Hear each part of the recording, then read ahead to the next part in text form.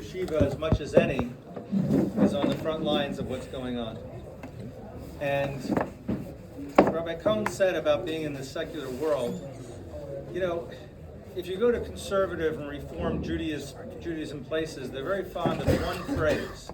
They all know the phrase Tikkun Olam. They're not quite sure what it means, but they know it has something to do with doing good things. The fact of the matter is that there is no greater Tikkun Olam than all of you going out into the world, whether you're Rebbeim, whether you're learning long term, whether you're accountants, whether you're physicians, and showing people what it means to be a Jew. And what it means to be a Jew is exactly what Medinas Yisrael does every day. It's unfathomable what happens in the international press or what happens in other countries when they compare Medinas Yisrael to Hamas and people like that, because we're killing people. It's unbelievable. But I would just tell you, never in the history of the world has any army ever dropped leaflets to tell people the next place they're going to bomb. And Medinas Yisrael is always the first country that sets up a triage center or a field hospital whenever there's an earthquake or a tsunami. You can't be seeing more of Esav Sonas Yaakov than just looking at the world today. But I want really to focus on some simple things today, which is that you all are becoming great Gemara scholars, which is really important. But I made a siyum on Shas 6 years ago. I was never a Daf Yomi guy. I tried Daf Yomi, it didn't work for me because I like doing Ian. I want to get into a sugya, and I didn't feel I was getting anything out of Daf Yomi. So it took me 27 years. I'm a little bit slow, but every page with a chavrusa, and it meant something to me. And with all of that, I still love Chumash Rashi probably more than anything. And I can't get this point across to you strongly enough. There's a reason why the Chachamim told us to do Shnai Mikra Ve'echad Targum. It's not so you have some basic underlying idea of Yiddishkeit. It's not so you have some basic idea and you know a Dvar Torah at the table better than your wife will one day. Shnai Mikra Ve'echad Targum, every time you do it, you have new ha'aras and new things that you see. I mean, just in the last few weeks, what we've seen from the Avos is astounding. Maybe we'll get to it a little bit, but I just want to give you some basic stuff for now. These are all psukim that you're all familiar with. And the reason I have these psukim down is I want you to see how much there is there that you never pay attention to when you're just reading it over. You have to think about what the words are saying a little bit. So the first one's a little bit gimmicky, but just to give you an idea what we're talking about. What's the most famous philosophical question of all time? Not the meaning of life, something more basic, that philosophers still debate today. Anybody have an idea? What is it? I can't hear. Trolley problem? Someone's got to talk louder. Why do bad things happen to good people? That's not a bad one. Why do bad things happen to good people? They've given up on that, though. Free will. They don't know the answer. Free will. What does that even mean? But there's one that philosophers spend a lot of time on. You know what that is? If a tree falls in the forest and there's no one there to hear it, does it make a sound? Now, this question shows us several things. First of all, philosophers have way too much time on their hands. And second of all, it's a silly question because it all depends on definition. If you define sound as something creating sound waves, then obviously there's a sound. But if you define sound as something which is picked up and made to be an auditory that can be heard, then you have to have either a recording device or an ear or something that can translate the sound waves into something audible. But be that as it may, what would you say if I told you that the answer to that question, and virtually every question you can ask, is found within the pages of the Torah? It's incredible. The absolute answers and life lessons you will get. Like I said, the first one's a little bit gimmicky, just to whet your appetite. But look at source number 1. You all know these psukim. It's talking about the Mabul. And finally, in Pasuk Hey, it says, V'mayim hayaholach v'chasar ad chodesh ha'isiri. Finally, by the 10th month, the water started receding a little bit. Ba'asiri be'echad l'chodesh, on the 11th day of the month, Niru Rashi Harim. The tops of the mountains were finally visible. Then in the very next pasuk Vav, it says, Vayihi miketz arba'im yom. 40 days later, Vayiftach Noach es hachalon hateva. Noach opened up the chalon for the first time. If this is the first time that Noach's opening the window, then who were the mountains visible to 40 days earlier? It must be that mountains are visible even if there's no one there to see them and there's no one looking at them. And to me, that answers this great philosophical question. Unfortunately, philosophers didn't have access to our Torah, so they're still wasting their time on it. But let's talk about things that are a little bit more profound and more meaningful in your own lives. There are lessons of personal conduct, lessons of psychology. Moshe Rabbeinu was the greatest psychologist there was. But before that, let's go to source number 2. You're all familiar with the story in Sefer Vayikra of the Bnei Shmitzri. The Bnei Shmitzri, you'll recall, the Rishonim say this was the only child that was conceived with a Jewish woman during the entire Shibud Mitzrayim. And they go into a great dialogue about how it happened. They called the husband out at 4 o'clock in the morning, earlier than usual. They told him they needed him to do extra work. And the Mitzri then pretended to be the husband, came into her room. It's the only time a child was conceived with a Jewish woman in the entire Shibud Mitzrayim. And this kid, born to a Jewish woman, that's why they call him the Bnei Shmitzri, because his father was a Mitzri. After Yetzias Mitzrayim, he goes with Bnei Yisrael, and he lives with his mother's Shevet, which is Shevet done. All's good until Chalakim are being given out in Eretz Yisrael. And this guy has a taina. Chalakim are given out by paternal lineage, going by father's family. My father's not here. I don't have a father who's Jewish. I'm a Jew. My mother's Jewish. I've been living with you all this time since Yetzias Mitzrayim. I've been my mother's child my whole life. I'm not getting a chelik because my father's not Jewish. Doesn't seem appropriate. Doesn't seem fair. And we all know the rest of the story. He brings his tainus to Moshe Rabbeinu, and he starts complaining. He says Moshe Rabbeinu is unjust. HaKadosh Baruch Hu is unfair. It's not. He ends up being Mekal Hashem, and he ends up getting skila. Says Moshe Rabbeinu had to go to HaKadosh Baruch Hu. What do we do? What's the onesh for someone who's Mekal Hashem? And Hashem says the onesh is skila. Okay, it's a story which you could spend a lot of time on, and the Rishonim certainly do. What I want you to do is look at source number 3. And I want you to contrast that story with the other story that you famously know, the story with the Bnei Slavchad. Now, the Bnei Slavchad come to Moshe Rabbeinu with basically the same taina. Our father's not here. Some people say he was the Makoshish Eitz, whatever, there's machlokas over exactly who their father was. But their etzem taina is you're giving out chalakim in Eretz Yisrael, and our father's dead. And we're getting chipped out of a chelik because our father happened to die in the midbar. Boiled down to its essence, it's the same taina as the Bnei Shmitzri. That chalakim are being given out by paternal lineage. We don't have a paternal lineage, so we're getting gypped out. And what happens to Bnei Slavchad? Moshe Rabbeinu goes and asks HaKadosh Baruch Hu, what do we do? And what does HaKadosh Baruch Hu say? Source number 3, third line from the bottom, Vayomer Shem Moshe Lemer, came Bnei Slavchad. They're right. They should get a chelik in their father's brother's chelik. They get a chelik. And the Bnei Shmitzri gets skila. For the same taina. How does that happen? How does that happen? Come on, you guys are smart guys. How does that happen? They're both complaining we didn't get chalakim because of paternal lineage. One gets skila, the other one gets a chelik. How does that happen? I can't hear. I'm sorry. I'm an old man.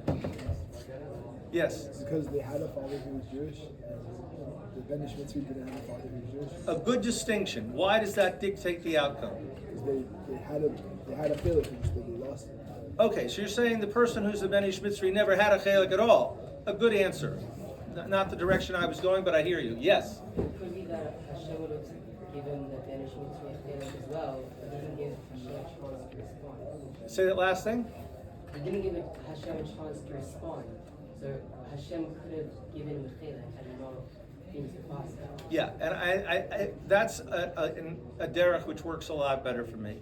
I think if you look really carefully in these psukim, the difference is clear. The Bnei Shmitzri comes out swinging.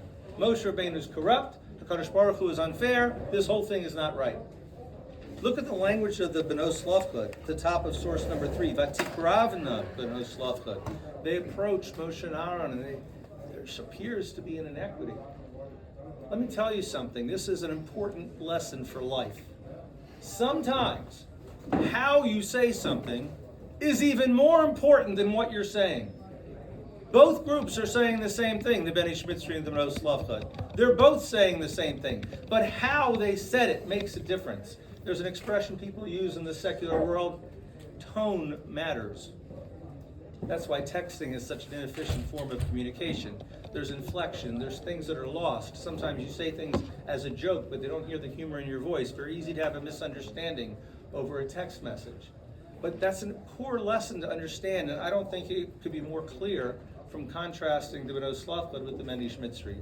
The same taina, diametrically 180-degree different results, simply based on the way they presented their taina. This is a really, really important lesson you can take with you all through life. Go to source number 4, and we get to the story of Korach. And everybody knows the opening lines of Korach and what happened. What was the original taina of Korach? This is where you get into the psychology a little bit. What was Korach's taina to Moshe Rabbeinu? What does he say? Nobody? We're all kadosh, and therefore, Rav Lochem. You took everything for yourself. You made your brother the Kohen Gadol. Miriam Hanaviah, the bear, comes in her zechus. She's a big shot too. You're the leader. You took everything for your immediate family. When we're all kadosh, how could you do that? That's the taina of Korach and his followers. Agreed? When they bring this taina to Moshe Rabbeinu, what is Moshe's reaction? What does he say? The answer is, look in source number 4, second line from the bottom. Vayishma Moshe, he listened to them. Vayipal upanav. He fell on his face. He doesn't say anything.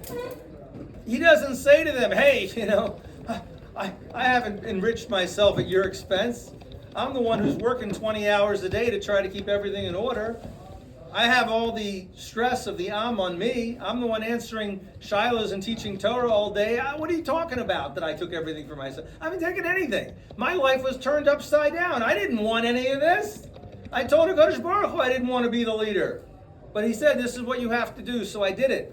And I do it to the best of my abilities. You're saying, Rav Lachem? Okay, it's a question. Why did Moshe Rabbeinu simply fall on his face and he didn't answer them? Halavai, that should be the best question we have. It gets really, really crazy if you're carefully following the psukim. Look at source number 5. What does Moshe Rabbeinu then do after he fell on his face? Vayishlach Moshe likro l'dasan and aviram. This was a bright idea. I'll never get this one. Dasan and Aviram are doing nothing but causing trouble ever since they've been through Yetzias Mitzrayim. But Moshe Rabbeinu says, tell them to come here. And what do they say on line number 2? No, we're not listening to you, Moshe. We're not coming. And then, in perhaps the greatest verbal rebellion in the Midbar, what happens on the next line? Dasan and Aviram say, Hama'at ki elisonu me'eretz zavas kol v'dvash lamisena ba'midbar. You and Hashem, you took us out of this great land that flowed with milk and honey to kill us in the Midbar. It's not enough to say that you took us to slaughter us in the Midbar. You have to use the language that HaKadosh Baruch Hu uses to describe Eretz Yisrael, to describe Mitzrayim. It was so great there. We loved it that they built our children into brick walls. We loved it that they threw our children into the river. It was really good. These are the words of Dasan Aviram. You took us out of a great place. And then it gets even worse. Follow line, source number 5. Last line. And you didn't keep your promise. You didn't take us to a land that flows with milk and honey. Not only did you take us out of a great place, you haven't brought us to this other place, which is supposed to be so good. Perhaps the greatest verbal rebellion in the entire Midbar. Well, now what does Moshe do? What's his reaction to this? Well, the reaction is rather quick. In source number 6, second line, Moshe turns to Hashem, Vayomer al Hashem, al teifen al minchasam. Don't accept their carbon, because remember, Moshe set up a test. Aaron's going to bring a carbon, and Korach's people are going to bring a carbon. We'll see which one Hashem accepts, which one he doesn't. And Moshe says to Hashem, Al teifen al minchasam. And then what does he say? Lo chamor echad mehem. I never took anything from them. I'm completely lost now. Now, several of the Rishonim address this question of why Moshe didn't respond when they were attacking him with Rav Lachem, but here he responds verbally when they say that Hashem didn't keep his promise. And the Rishonim say, very logically, Moshe Rabbeinu could stand tinus to himself. People wanted to complain against him, that was okay. You're going to rebel against the Kadosh Baruch Hu, I'm going to step in, I'm going to say something. Okay, I hear the answer, but it doesn't mesh with the words in the Psukim. Because in the words in the Psukim, he could have said, when they're rebelling against the Kadosh Baruch Hu, he could have said, are you crazy? He took you out of Avdus Mitzrayim, he provided you with a bear, he provided you with an Ani HaKavod, he provided you with Mon, the greatest Nisim people have ever had. You have no need to take care of your own needs. You don't have to rely on a master. Everything's being provided for you. Are you crazy? That's not what he says. He says, Av chamar echad mehem. I never took anything from them. That doesn't defend the honor of HaKadosh Baruch Hu in any way, shape, or form. And worse, it's exactly what he should have said when they accused him of Rav Lachem. When they say, Moshe Rabbeinu, you took everything for yourself. He could have said, I took everything for yourself? I never even took a donkey from you. I don't have large flocks or anything. I don't have anything. So there's a few really bomb questions going on here. First, why does Moshe not say anything when they say Rav Lachem? Second of all, why does he defend HaKadosh Baruch Hu, and why does he defend HaKadosh Baruch Hu by saying Av chamar echad mehem? That doesn't defend the honor of HaKadosh Baruch Hu when he could have said all the nisim that Hashem's doing. Third of all, why would he defend HaKadosh Baruch Hu and say Av chamar echad mehem when that's exactly what he should have said to the first question? This is obviously keeping you guys up at night. Everybody with me? Are you at least troubled now that you're not going to sleep tonight? I mean, these are questions which call out for explanation. Any ideas for any of these? You just want to make me feel good, right? Okay, I'm up for it. Let's go back to the first question now. Rav Lachem, Moshe, you took everything for yourself. What do you think would have happened if Moshe would have used the answer there of Av chamar echad mehem, I never took anything from you? What do you think the next pasuk might have been if Moshe responded that way? I have a feeling that the next pasuk may have gone something like this. You never took anything from us? You took masis a shekel from us? Where do you think you got the money to build the Mishkan so you could give your brother a job? What do you mean you never took anything? Took all of our gold and silver to build all the camp. You took everything from us.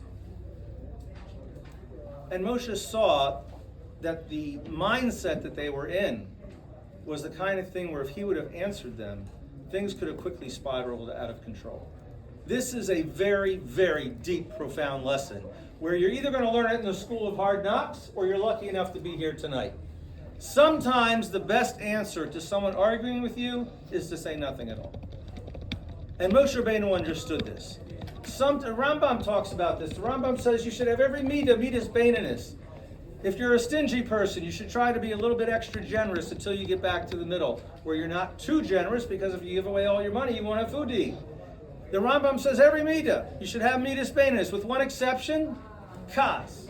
Because the Rambam says when you're angry, and we've all seen this, you're angry, you say things you don't mean that you can't take back, you act in a way which is not who you really are, it serves no purpose. It portrays you in a bad way, hurts people's feelings that you can't fix.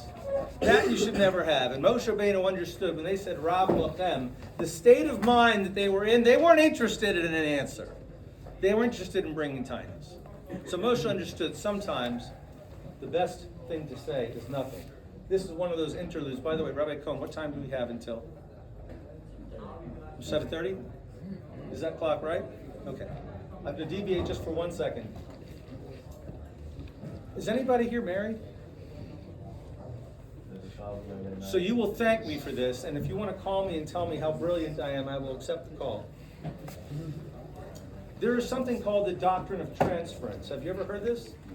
The doctrine of transference dictates that when a woman is angry about anything, about her job, about her friends, anything in the world that a woman's angry about, she automatically has the inherent right to take it out on the closest male to her, be it her father, her husband, her son. Doesn't matter. if you are a male, you are now obligated to receive the wrath of the woman who is angry. It makes no sense. I was married 5 years before I discovered this. My wife was upset about something at work, and she's very upset. My wife doesn't get upset at all. She's pretty mild-mannered. And she goes, what should I do? And I said, well, I think this is an easy problem to solve. Why don't we just do X, Y, and Z? And she looks at me with fire coming out of her eyes and smoke coming out of her ears, and she says, sometimes when I'm upset, I don't want one of your brilliant ideas. I just want a little sympathy. I'm like, something's seriously wrong with this lady. And as I do a lot of marriage counseling, I tell people all the time now, there's nothing wrong with your wife. It's a defect in the gender. They're all like this. And not only that, they think that we're the Nazi ones. They really do, because our brains simply work differently. And this is one of the proofs that HaKadosh Baruch Hu has a sense of humor. I'll tell you, they did a test 7-8 years ago. When they put out drugs that everyone's going to take, whether it's metformin or Advil, any kind of thing, they typically test it on 60 to 80 people. What a huge study. That's typically what they do before they put a drug on the market, 60 to 80 people. Well, they did a study of 400 men and 400 women. And they hooked them up to all kinds of machines which could measure physiological changes in the body. They put the men in one room, the women in the other, and they measured their pulse, the respiration, the heart, everything they could measure with the machine, they hooked them up to. And they say to the men, name the biggest stresses in your life. And the men were saying this and this, and whatever men stress about. And as the men talked about what stressed them, their blood pressure went up. Their respiration rate went up. Everything that they were measuring showed that the more the men talked about what was stressing them, the worse they felt. By the way, this is why men have man caves. Every man has an escape. Whether it's learning Torah, reading a book, playing sports, all men have something to do when they have stress. Because men, when we have stress, we only have two possible ways to go about it. Number one, we fix it and solve the problem, or number two, we put it as far away as possible so we don't focus on it. And that's why we read a book, play sports, all these other things to get our mind off of it. They then ask the women, name the 3 biggest stresses in your life. They're talking about the relationships and their kids and all the things that women stress about. And as the women talked about what stressed them, their blood pressure went down. Their respiration went down. Everything showed the more they talked about it, the better they felt. You're welcome. Because you would have no way of knowing this. To us, it's completely irrational. So this is one of the proofs that God has a sense of humor. Let's take these people and make them live together.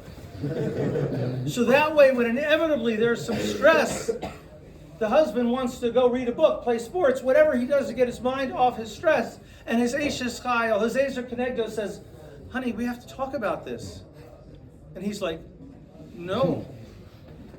Not only does he not want to talk about it because biologically, physiologically, it's making him feel awful, he thinks that this crazy creature that HaKadosh Baruch Hu gave to live with him wants to kill him.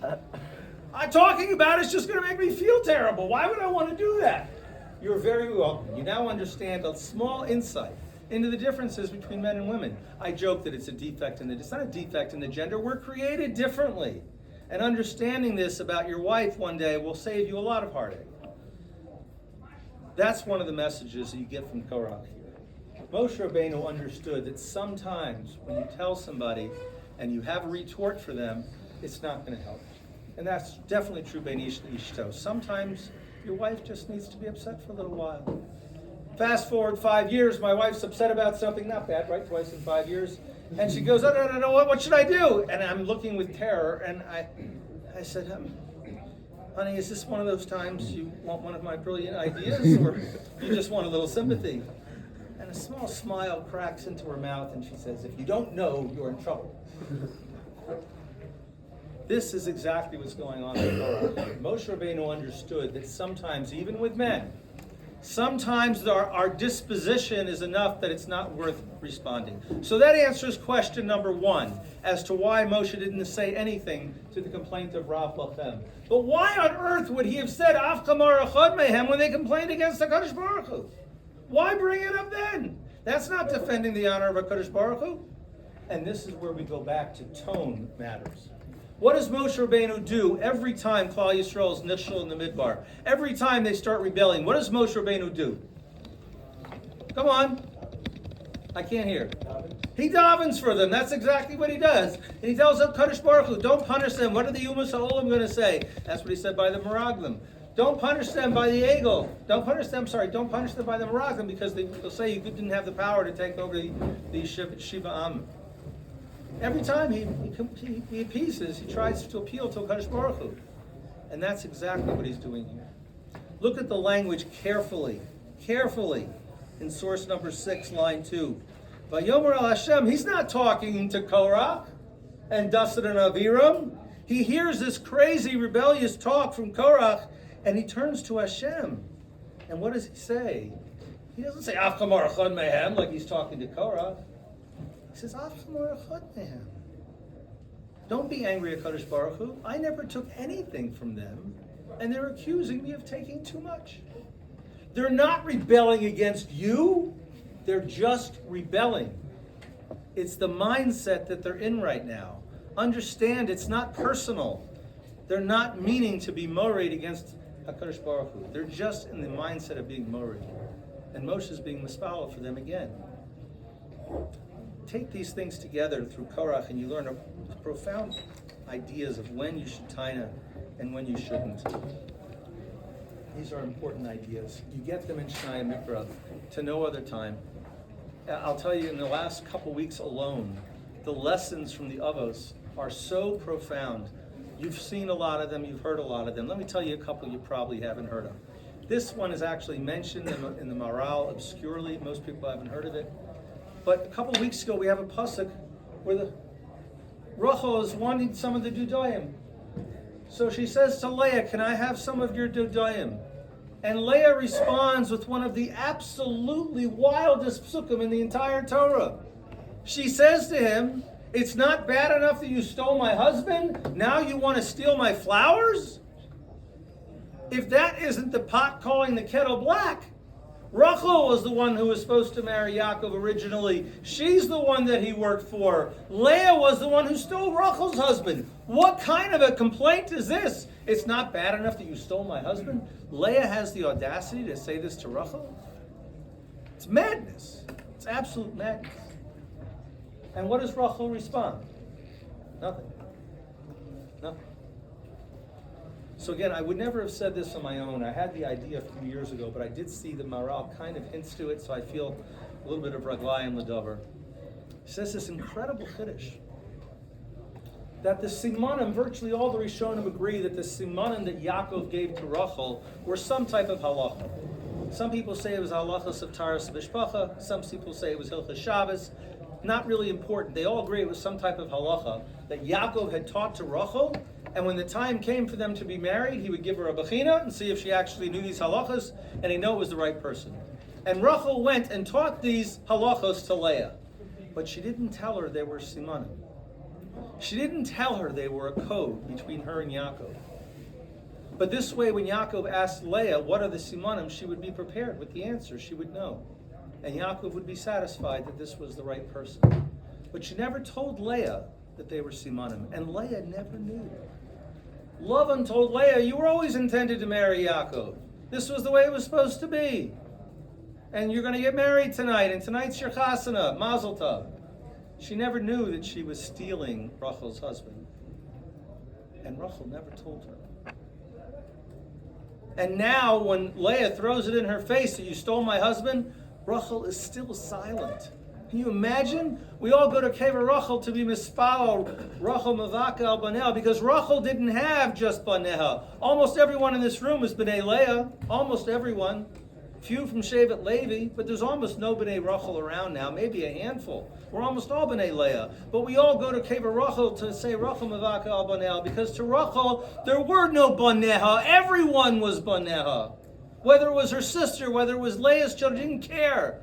She had care and compassion for everyone on a level that we can't fathom. Yes? How does that feel with Rashi, who said that Rachel's eyes, Leah's eyes were always red because she was so happy? You got to talk a little louder. How does that feel with Rashi, who said that Leah was always crying because she thought she was going to marry Esau? So it's a good point. First of all, Rashi, I think, brings that down in the name of a medrash. It's not like it's etched in stone. But nevertheless, that's right. We are told that Leah always thought that she was going to end up marrying Esau. But that's not happening now. Now her father's telling her that your greatest fears are not being realized. You're going to marry Yaakov. She's happy. Everything's great. It has nothing to do with the idea that she's being substituted for Rachel. But, I hear you. So that's one thing about Rachel. Number two, Yosef. We call him Yosef HaTzadik. Last week we're told on the word Sha'arim that the brothers go to Mitzrayim, they go through multiple gates. What does Rashi say? Because they're looking for Yosef. So they went in through multiple doors thinking that way they'd be less likely to miss him. They felt bad about all the tsar they had caused to Yaakov. Let's find a way to find Yosef. We'll look for him where slaves are usually kept, etc. We'll find him. They went in through different gates, but they were looking for him. And then Rashi, in one of the three most difficult Rashis I've ever read in my life, Rashi says the brothers did not recognize Yosef, even though Yosef recognized them. Why did Yosef recognize them and they didn't recognize him? Rashi gives one of his unbelievably profound answers. Because he grew a beard. For any of you who are students of Rashi, this is difficult. I mean, Yosef was 17 years old when he left the brothers. It's not like he was 12 and they didn't recognize him. He's 17. Not only is this some kid that they grew up with, they hated him. They despised him. They were jealous of him for the Ketonis Pasim and then for the dreams. They were very fixated on Yosef. But they didn't recognize him? That's bad enough. They didn't recognize him even though they went looking for him, ended up in front of him. He starts asking them about their brother, about their father, and all these. You gotta be kidding me. They didn't recognize him? So I'll tell you, this is, again, I have no basis to say this other than my own thinking. I cannot fathom the idea that the brothers did not know that this was Yosef. And when he starts talking about Binyamin and bringing their father down and what happened, there's no way there weren't some murmuring going on. But you know what? If this guy is Yosef, it was a very, very big deal to the brothers because they've been living a lie for the last 20 years. They called their father all this tsar for no reason, and they were wrong. And if this guy standing in front of them wanted to pretend that he was not Yosef, and he wanted to pretend that he was the viceroy of Mitzrayim, and he wanted to pretend that he didn't know them, I'm in. Yosef could have wanted to pretend that he was Joan of Arc, and they would have gone along with it. Because anything was more easy to them than admitting they had been so painfully wrong about something profound. And we see the same thing in the next week. Yosef's playing this game with them back and forth. Well, why don't you bring this brother down, and why we're not going to let him go? And he's playing with them. Until finally Yehuda says, if we don't bring him back, our father's going to die. And that's when Yosef, it says, he couldn't contain himself any longer. He was content to play this game with the brothers for a little bit to see how much they would go through. But when it came to the time it was going to cause his father further tsar, he couldn't handle that anymore. And he says he couldn't hold back anymore. He told them. And now, in our last 2 minutes, I'm going to tell you something which is perhaps the greatest mussar in the entire Sefer Bereshis, and something you can take with you from this moment on in your life. A couple weeks ago, we had the story of Shimon and Levi massacring Shechem. And Yaakov comes in tinus to them. What did you do? I'm in the middle of negotiating a treaty. And you go and massacre Shechem? And what do they answer? They answer, they turned our sister into a harlot. That's where the story ends. It goes on to something completely different after that pasuk, seemingly letting you think that they had the last word. And this week's Parsha in Vayechi, it makes it very clear that Yaakov didn't buy that as the last word. He's giving brachos to all the brothers. Shimon and Levi do not get a bracha. In their bracha, they are given musar.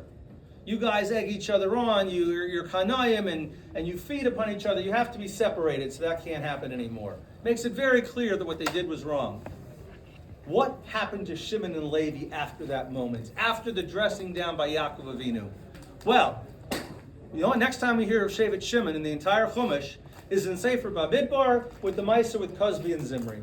That's the next time we hear from Shevet Shimon. As a matter of fact, the Yalkut Shimoni says that Shimon's path during the 40 years in the Midbar was so bad that that's why they're the only Shevet that didn't get a bracha from Moshe Rabbeinu at the end of Sefer Devarim. Shimon's left out. Why? See in a second. What's the path of Shevet Levi?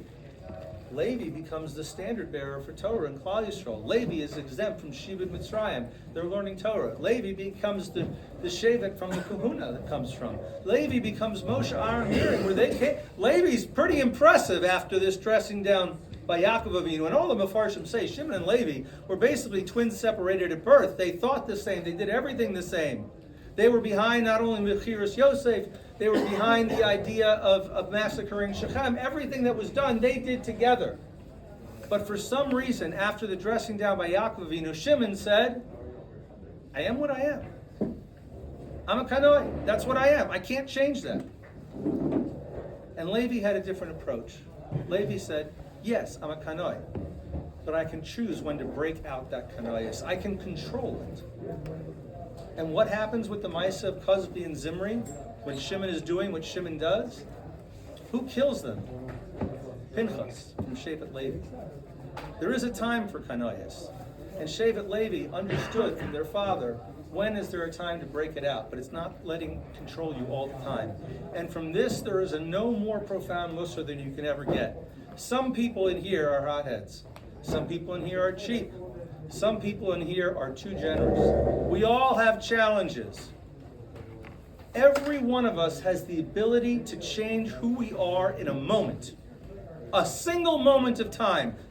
I'm not going to be that way anymore. And it affects Ledori Doros, at least it did for Shevet Levi. Because Levi said, I am not going to allow the fact that I'm an extremist, that I'm a kanoi, to dictate how I behave every moment of every day.